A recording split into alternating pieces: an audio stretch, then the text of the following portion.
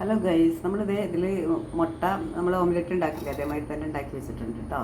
ചെറിയ ഉള്ളിയും പച്ചമുളകും കുറച്ച് കുരുമുളക് പൊടി ഉപ്പ് ഇത്രയും ചേർത്തിട്ട് ഞാനിതിവിടെ കലക്കി വെച്ചേക്കുവാണ്. പിന്നെ ബ്രെഡ് എടുത്തിട്ടുണ്ട്. ബ്രെഡ് ഇതേപോലെ സ്ലൈസ് ആയിട്ട് മുറിച്ചെടുക്കണം. പിന്നെ നമ്മളിത്തിരി സവാള എടുത്തിട്ട് ഒരു സവാളയാണ് കേട്ടോ. അത് എന്നിട്ട് ഇങ്ങനെ അല്ലിയാക്കിയിട്ട് ഇങ്ങനെ അടർത്തി എടുക്കുക. ഇത്തിരി ഞാനിതിവിടെ അരിഞ്ഞ് വെച്ചിട്ടുണ്ട്. ക്യാരറ്റ് ഉണ്ട്, പച്ചമുളകുണ്ട്,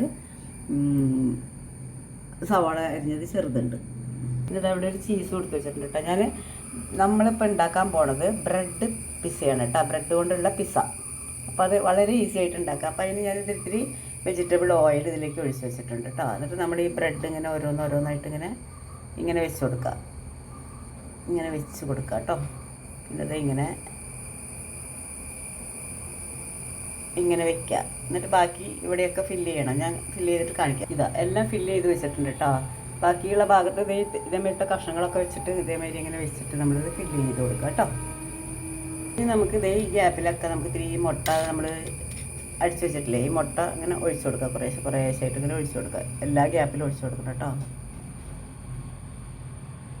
ഇങ്ങനെ ഒഴിച്ചു കൊടുക്കുക. നമുക്ക് ഇങ്ങനെ ഫുള്ളായിട്ട് ഇങ്ങനെ ഒഴിച്ചു കൊടുക്കുക.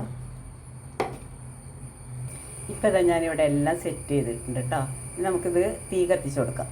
ഇത്രയും നേരം ഞാൻ കത്തിച്ചിട്ടില്ല കേട്ടോ. നമ്മൾ സെറ്റ് ചെയ്തതിന് ശേഷം മാത്രമേ കത്തിക്കാൻ പാടുള്ളൂ. ഗ്യാസ് ഓൺ ആക്കാൻ പാടുള്ളൂ കേട്ടോ.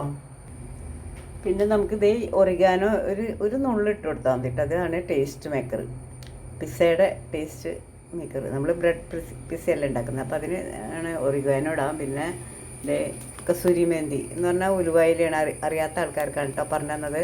കസൂരി മെഹന്തി എന്ന് പറഞ്ഞാൽ ഉലുവയില. അപ്പോൾ ഇതും ഒരു നുള്ളിട്ട് കൊടുക്കാം. കൈ കൊണ്ടൊന്ന് തിരുമ്മിയിട്ട് അങ്ങനെ ഇട്ട് കൊടുത്താൽ മതി കേട്ടോ. ഇതിൻ്റെ ഒരു വശം ആയിട്ടുണ്ടാവും. അപ്പോൾ ഞാൻ ഇതിലേക്ക് മറിച്ചിട്ട് കൊടുക്കാൻ പോകാം കേട്ടോ. അതായത് ഇങ്ങനെ വെച്ചിട്ട് നമ്മൾ മറയ്ക്കണം. അപ്പോൾ അതെനിക്ക് നിങ്ങളെ കാണിക്കാൻ പറ്റില്ല. കാരണം എന്താണെന്ന് വെച്ചാൽ മൊബൈലിൽ എൻ്റെ കയ്യിലാണ്. ഞാൻ മറച്ചിട്ടിട്ടുണ്ട്. ഇനി നമുക്ക് ഇതിങ്ങനെ ഇതിലേക്ക് ഇട്ട് കൊടുക്കാം കേട്ടോ. ക്യാരറ്റ്, പച്ചമുളക്, ഇതിൻ്റെ ഇടയിൽ നമുക്ക് ഇതൊക്കെ ഇങ്ങനെ ഇട്ട് കൊടുക്കാം. സവാള വേണമെങ്കിൽ നിങ്ങൾക്കൊന്ന് വഴറ്റിയിട്ട് ഇടാം കേട്ടോ. അങ്ങനെ പച്ച വേണ്ടാന്നുണ്ടെങ്കിൽ നിങ്ങൾക്ക് വേറെ ഒരു പാത്രത്തിലിട്ടിട്ട് നമുക്കിതൊന്ന് വഴറ്റിയെടുക്കാം. എന്നാലും ടേസ്റ്റാണ്. എങ്ങനെ വേണമെങ്കിലും ചെയ്യാം കേട്ടോ. എങ്ങനെ ആയാലും ടേസ്റ്റാണ്.